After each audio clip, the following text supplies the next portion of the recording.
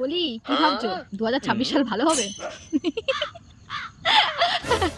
আসলে না, প্রথমে আমিও ভেবেছিলাম যে একজন ছেড়ে যাওয়ার পরে দ্বিতীয় বুঝি ভালোই হবে। শোনো, কোনো কিছু পাল্টাবে না, কিছু পাল্টানোর নেই। কি পাল্টাবে? সূর্যের কালার কি পাল্টে যাবে, না চাঁদের রং পাল্টে যাবে, নাকি দিনের জায়গায় রাত হবে, রাতের জায়গায় দিন হবে? একই থাকবে, সবকিছু একই, শুধু তোমার ভাবনা চিন্তা যেরকম হবে পাল্টাবে, ওরকম ভাবেই জীবনটা পাল্টে যাবে। আর কিছু হবে না, এখানে আর কিছু হওয়ার নেই।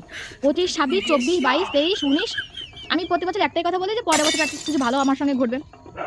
কিচ্ছু ভালো ঘটে নাই আজ অব্দি।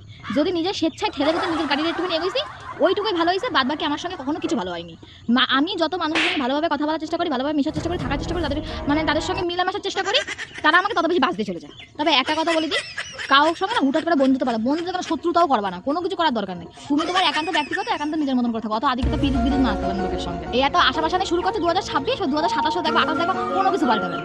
ও চুপচাপ থাক, খাও দাও, বগল বাজাও, ঘুমাও, আর লোকের সর্বনাশ করবে না। ভাল লাগে না চোখের সাথে। তাহলে এবার হ্যাপি নিউ ইয়ার বলো, ওটা তো ফর্মালিটি, করেই ফেলো আবার কি। হুম।